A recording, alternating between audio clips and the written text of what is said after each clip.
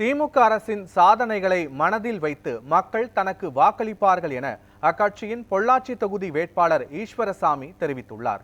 பொள்ளாச்சியில் நமது செய்தியாளர் பிரசாந்த் அவருடன் நடத்திய கலந்துரையாடலை மகாயுத்தம் மேடை பகுதியில் பார்க்கலாம். இந்த தொகுப்போடு தொடர் நேரலையின் இந்த பகுதியும் நிறைவு பெற்றது. அண்மை செய்திகளுக்காக தொடர்ந்து பாருங்கள் News7 தமிழ். நாடாளுமன்ற தேர்தல் பரப்புரை சூடுபிடித்த நிலையில் பொள்ளாச்சி தொகுதி வேட்பாளராக திமுக வேட்பாளராக கூடிய ஈஸ்வரமூர்த்தி அவரிடம் கேட்கலாம். சார் வணக்கம். களத்தில் மக்களோட செயல்வீரர்கள் கூட்டம் முடிஞ்சு தற்போது களத்தில் பயணித்து மக்களிடம் வாக்கு சேகரிக்க விட்டீங்க. களம் எப்படி இருக்குது? மக்கள் என்ன கருதுறாங்க? கடந்த 2 தினங்களாக நேற்றைய தினம் வால்பாறை சட்டமன்ற தொகுதிக்கு உட்பட்ட ஆனமலை பகுதியிலேயே தேர்தல் பரப்புரை நிகழ்ச்சியானது துவங்கப்பட்டது. இன்றைய தினம் பார்த்திங்கன்னா கிணத்துக்கடவு சட்டமன்ற தொகுதிக்கு உட்பட்ட கிணத்துக்கடவு தெற்கு ஒன்றிய கழகத்துக்கு உட்பட்ட பகுதியில் தேர்தல் பரப்புரை நிகழ்ச்சி நடைபெற்று கொண்டிருக்கிறது. நாங்கள் எதிர்பார்த்ததை விட மக்களிடம் மிகப்பெரிய ஒரு எழுச்சி. எங்களை பொறுத்தவரை 20 ஆண்டுகளுக்கு முன்பாக ஒரு 1996ஆம் ஆண்டு கழகத்தினுடைய தலைவர் தமிழர் முத்தமிழர் டாக்டர் கலைஞரையா அவர்கள் முதல்வராக வெற்றி பெற்ற சமயம் அனைத்து சட்டமன்ற தொகுதியிலும் வெற்றி பெற்ற போது ஒரு ஏற்பட்ட எழுச்சியை போன்று ஒரு எழுச்சியை இந்த தேர்தலில் காண்கின்றோம்.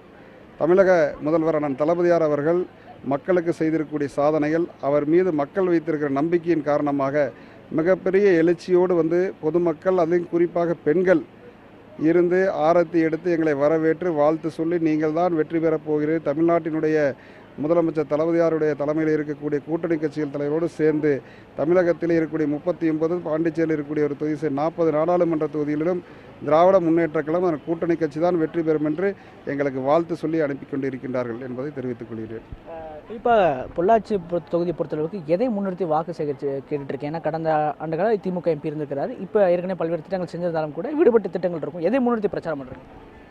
கழகத்துடைய அரசு செய்திருக்கிற சாதனைகள் முன்னிறுத்தியும், இது நாம் சார்ந்திருக்கக்கூடிய விவசாய பகுதியாக இருக்கின்ற காரணத்தினால் கழகத்தினுடைய அரசு விவசாயிகளுக்கு செய்திருக்கக்கூடிய சாதனைகள், தென்னை நார் தொழிற்சாலைகளை காப்பாற்றி இருக்கக்கூடிய அரசாக இருந்து கொண்டிருக்கக்கூடிய அரசு செய்திருக்கக்கூடிய சாதனைகளை, ஏற்கனவே தென்னை நார் தொழிற்சாலைக்கு பார்த்தீங்க அப்படின்னு சொன்னால் அந்த ஆரஞ்சு நகரத்தில் ஒதுக்கீடு செய்யப்பட்ட அந்த தொழிற்சாலைகள் அழிவு நிலைக்கு திரும்பி கொண்டிருந்த சூழலில் மாண்புமிகு இளைஞர் மற்றும் விளையாட்டு மேம்பாட்டுத்துறையுடைய அமைச்சர் அண்ணன் உதயநிதி அண்ணன் அவர்கள் முயற்சியின் காரணமாக அந்த தொழிற்சாலைகளுக்கு மீண்டும் வெள்ளை நிறத்திற்கு மாற்றப்பட்டு அந்த தொழிற்சாலை காப்பாற்றப்பட்டு அந்த உரிமையாளர்கள் அந்த தொழிற்சாலை பணிபுரியக்கூடிய பணியாளர்களை காப்பாற்றப்பட்டு தொழிற்சாலை சிறப்புடன் செயல்பட்டு கொண்டிருக்கிறது.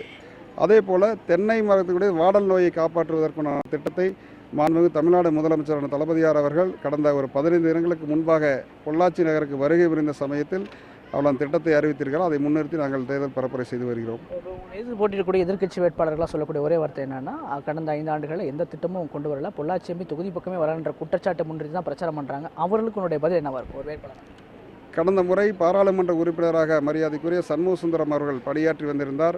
அவர் கழகத்தினுடைய வேட்பாளராக வெற்றி பெற்று அவர் பார்த்தீங்கன்னா முதலமைச்சரின் விரிவான காப்பீட்டு திட்டம் என்கிற காப்பீட்டு திட்டத்தில் கிட்டத்தட்ட நமது பகுதியில் மட்டும் ஒரு 6 கோடி உறுப்பினர்கள் பயன்கின்ற அளவுக்கு ஒரு 2 லட்சம் 6 லட்சம் நபர்கள் பயன்படுகின்ற அளவிற்கு 2 லட்சம் குடும்ப அட்டைதாரர்களுக்கு முதலமைச்சரின் விரிவான காப்பீடு அட்டை வழங்கப்பட்டிருக்கின்றது.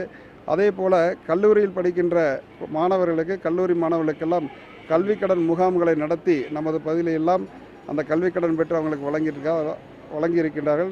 அதே போல் தொழில் முனைவோர்களுக்கு வங்கி கடன் மூலமாக கடன்கள் பெற்றுக் கொடுத்து பல்வேறு தொழிலதிபர்களை உருவாக்கி இருக்கின்றார்கள். ஆகவே கழகத்தின் சார்பாக இருக்கக்கூடிய ஒவ்வொரு மக்கள் பிரதிநிதியும் சட்டமன்ற நாடாளுமன்ற உறுப்பினர்களை மிக சிறப்பாக பணியாற்றி இருக்கின்றால் அதற்குண்டான ஆதரவும் நமது பொதுமக்களிடத்தில் இருக்கின்றது என்பதை தெரிவித்தார்.